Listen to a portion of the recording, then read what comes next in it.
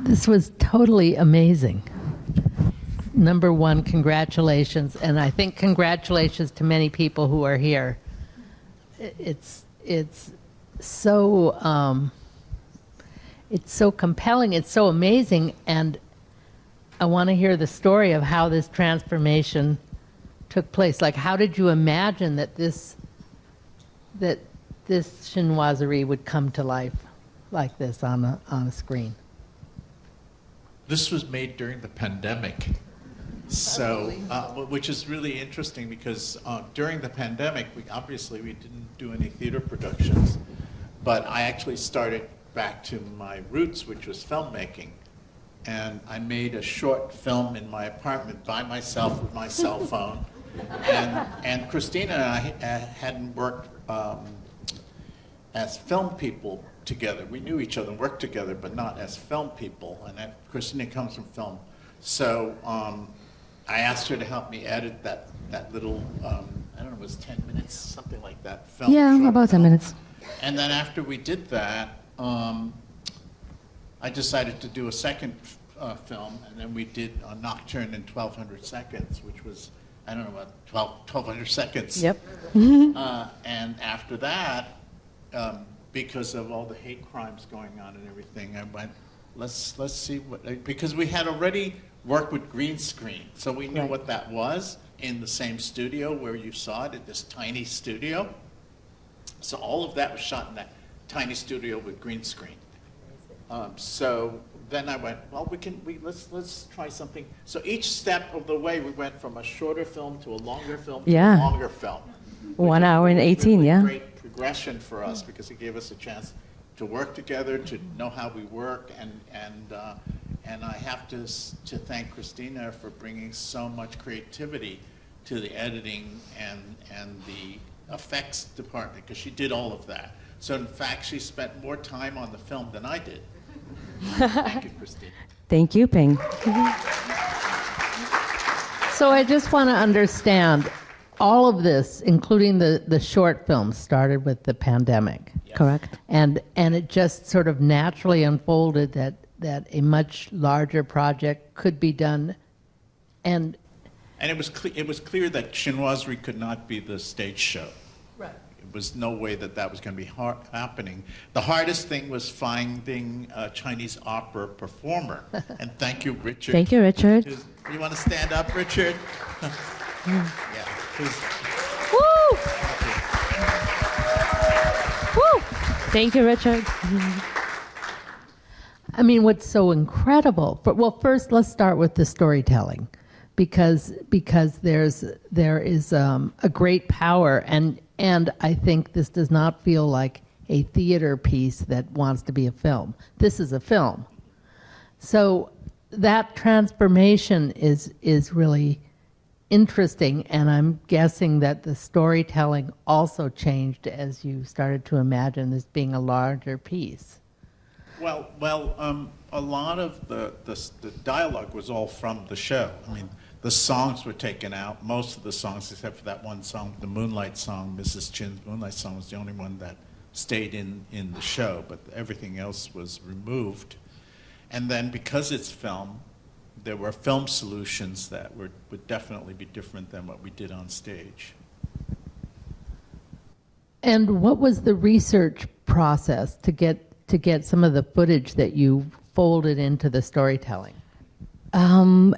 It would really kind of involved, watching back what we filmed and reimagining a new kind of world where I wanted to place what we filmed. So since it was a green screen, it allowed me to create these other worlds that we didn't have when we were filming. So, the actors just told their story, and by creating these other images behind them, I was able to transcend it into a different world.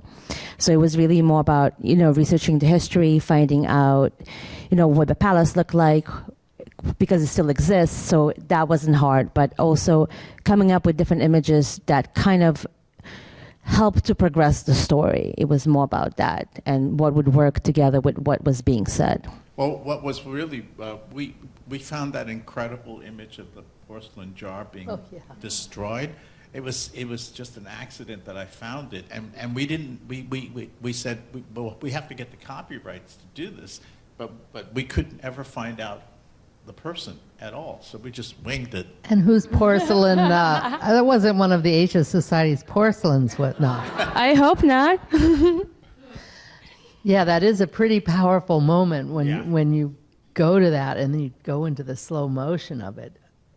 It sort of I mean, the thing is, portends. when I made the Chinoiserie originally, it was so much of it was about violence. I mean, the history of it was really, really pretty. The continuity of that continues to this day, and that was really interesting. But I already knew that from the first iteration of the stage show, and then it was just a matter of redefining some of this stuff as a visual, as a film solutions. Like, for example, reading the letter of Queen Victoria on stage, the actors were all doing gestures during that letter, but here I said I wanted to show what that money bought. Yeah. You know, it wasn't all really what opium bought, but what imperialism bought, you know, during the English period. So the decision to use the puppetry and the animation and to fold that in. Tell us a little bit more about how that occurred.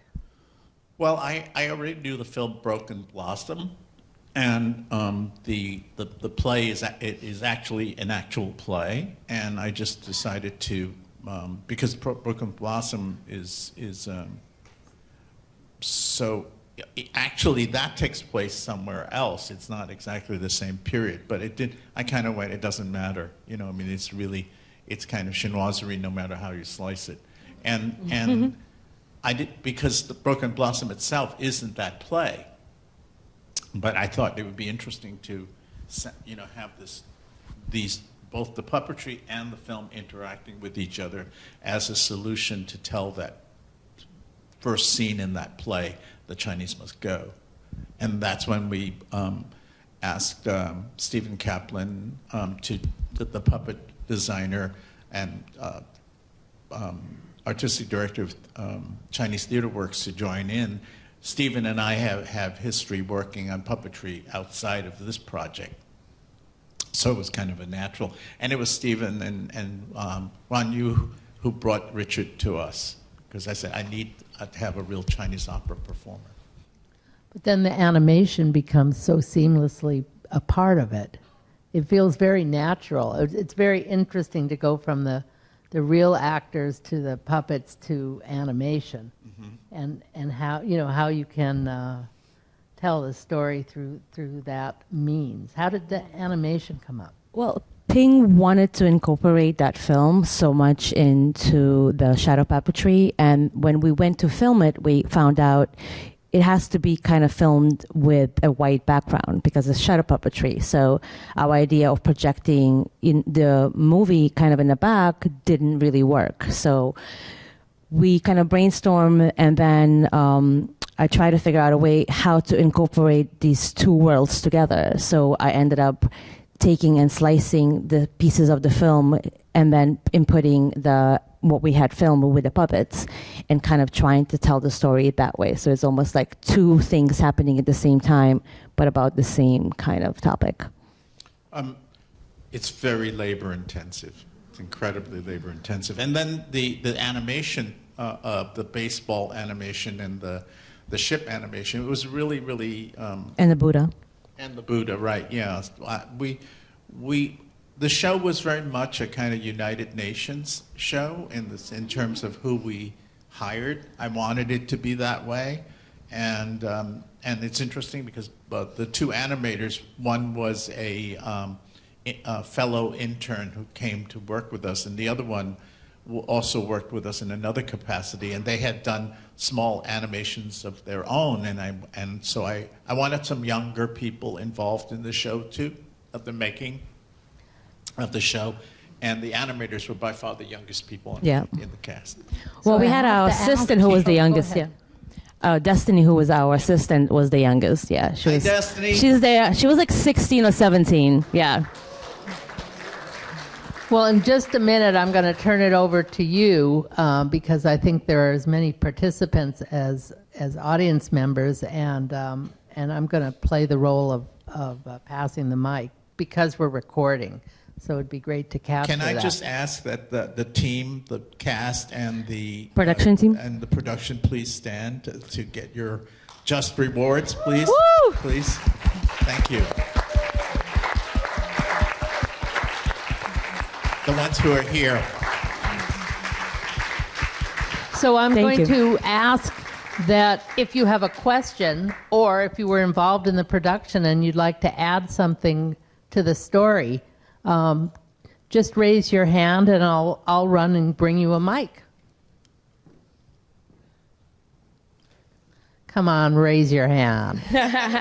Don't be shy now. I know you can do it. Otherwise, I'm going to just ask you. So, Stephen, tell us a little bit more about the puppetry. The shadow puppets. That wasn't the first time I did shadow puppets with you.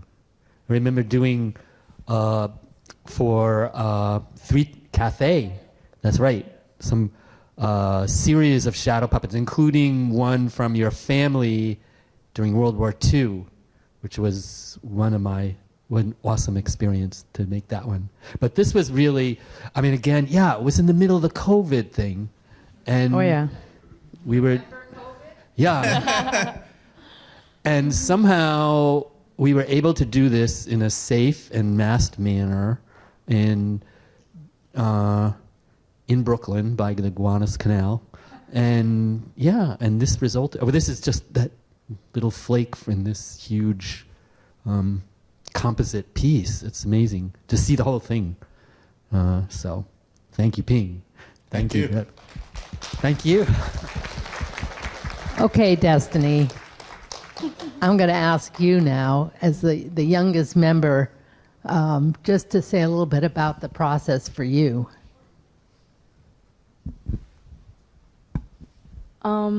Being very young and working on this piece with Ping, thank you so much. You're so awesome. And during a time of pandemic, it was honestly really hard, but it was also really fun because I felt like I was able to help out on such an amazing project and during such a crazy time as well. And yeah, I felt like there was a lot of responsibility on my shoulders, but I handled things very well. So, so in the end, it was just a very beautiful project to be able to work on. And I love that any project that Ping does, it's always bringing awareness. And that's just something that I really appreciate. So, yeah.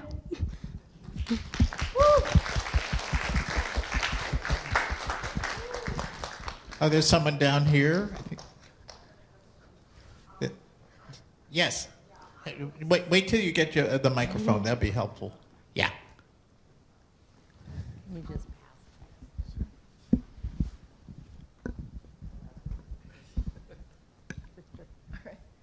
I didn't forget my question. It's coming. I was very, very moved and impressed by the confrontation or the mixture of issues that face the Black community today and the Asian community, and getting them confused and placing them together, not as equal, but on an emotional level, certainly. And so I think this makes such strides toward communicating the discrimination and the commonality as well as some of the differences. Mm-hmm. So I wanted to hear your story of how you decided to bring the Blasian issues into the central message. To me, it was one of the central messages. Well, from the very beginning, the story of Vincent Chin is a story so common in the Black community, so I saw that connection immediately. and essentially it's really an issue in this country for all people of color, you know. So I didn't see that. I wanted to make that clear that it's Mrs. Chin, but it's also the black community who have to face this all the time, you know. And even in the original casting, I said I don't want all Chinese performers in this thing, because this is an American story. You know, this is an American story, so it's going to involve all of us, and that's why I wanted the team to be very diverse as well. That's really basically it. I mean, it's not I didn't have any grand scheme about it other than the recognition that this is an issue for all of us in America. You know, that's it. Yeah. You know, I mean, I've done a lot of work around with a black colleague and dear friend of mine, Talvin Wilkes, on these black racism in America. We've done a lot of work around that separately, you know, and I've always had a diverse team of performers and actors and designers, you know. I mean, I just feel like it's our obligation to do that as Americans, you know.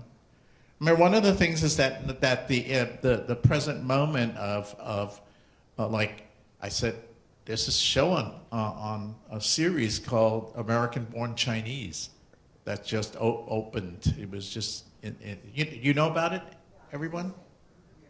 I can't imagine that happening in 1957, you know. And a lot of this has to do with the fact that for those of you who too young to know, is 65 was when the immigration laws changed and the doors opened to the world rather than just being from Europe. And what's happening today is a result of the generations finally catching up to the issues that this country has not really faced, which is, you know, not of discriminating against different peoples, you know. So I mean that immigration, that 65 law is really what is come to fruition at this time now. Anything else, anyone? Are you hungry? Well, Ready to go have I'm dinner? going to just pick on somebody about the costumes. Could you tell us about the costumes? I was really lucky This because is Stephanie Marr, my costume designer. Stephanie!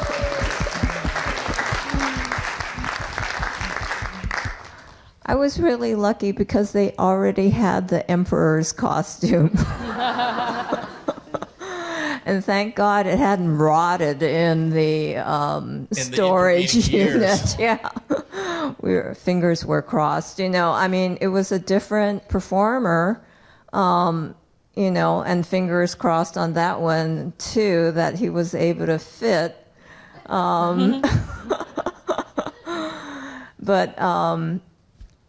yeah, I've worked with Ping for a long time on many projects, and thank you very much, Ping. It's always so much fun, and there's always so much to learn because every project is sort of like a research project. Yeah, But we didn't want to do, you know, except for the emperor, we didn't want to do authentic, you know, period costumes for all the characters, and that's where I threw it to Stephanie to figure that one out. right. So like we with decided the servants and so on. Yeah. we decided to not have them in a specific time period and to mix it up between contemporary and you know. Chinoiserie, exactly. So, and even in the chinoiserie bits, you know, like when the two sort of like trickster characters are dressed up in their little white Chinese outfits, you know, they got their bucket hats, you know, so what time period are we in anyhow? Yeah, I mean, I like Lord McCartney, I said I want to keep him in contemporary costume because basically what that represented hasn't changed. I mean, it's still the same old shit that's going on, you know. Yes, So- we wanted them to be sort of the representatives of the corporate world, Yeah. which actually, you know, that opium war, what was that? Yeah, one thing I wanted to mention Pharma. about the Emperor's costume. Yeah. I went to Hong Kong to look for it, and the dear choreographer friend of mine, Miranda Chin, who was True Blue, because nobody was helping me, and I said I need to have that costume, and she finally found someone, and I was to meet at the subway station with her for this person to show up, but then we realized they didn't know who we were or what we looked like, and we didn't know what he looked like. So we finally got to his apartment, and his wife opened the door. He was a Chinese opera costume designer, and his apartment was like totally picturesque. But it was like ceiling, floor. There was no free. There was one stool that you could sit on. Otherwise, there were costumes everywhere, and he had one costume, and he had the Empress costume, which was used, I don't know for what, but it cost us $1,000, that costume, back in 1995. But it was worth it, you know, to have that. And we were so lucky that after all these years, it hadn't totally been eaten up by moths or anything. And yeah, but anyway, that's the story of that costume. Yes. Go ahead, Jackie. And then he'll be. Well, I want to thank both of you for your creativity and all the other people who are involved. I just feel so lucky to be here this evening to see the film. I found myself wondering. Well, first of all, I'm hoping that a lot of young people get to see it, because we're dealing with a country, as you indicated, that really needs to be seeing it. And I also wonder if it will be shown in other places besides here. And my next question, Ping, is, did you have the funding from the very beginning for the whole thing, or were you constantly having to raise it? That's a Bruce question.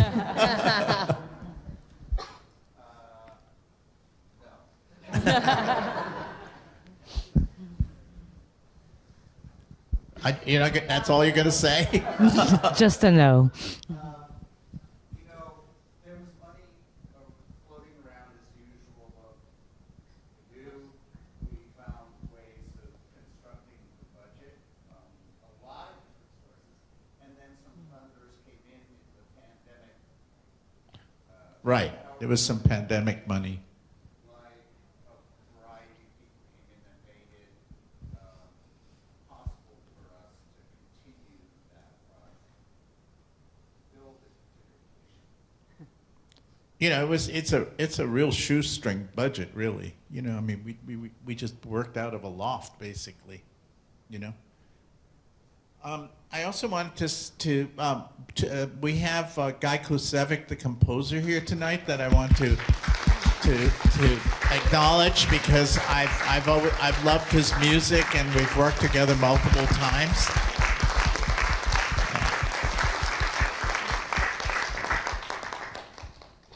But anyway, thank you all. One more, okay. Hi, thank you very much for showing this here at the Asia Society. I want to echo that lady's comment about what a strong commentary that the film has.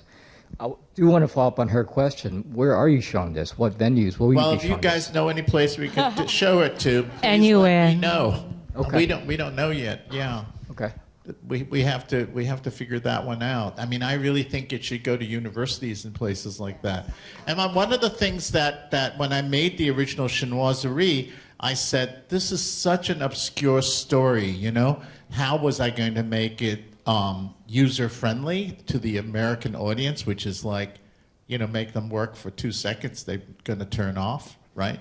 So, I mean, so one of the reasons we did the kind of anachronism of the language being kind of hip language, pop language, was to make it more user-friendly and to be able to make it more accessible to an audience that would generally not be able to have any patience to deal with anything more than a comic strip. you know. So that was why Michael Matthews, who was the film's dedicated to, was the co-writer on it. And I said to Michael, I said, we got to make this language and user friendly so the audience we can pull them in. How about PBS? We'll try.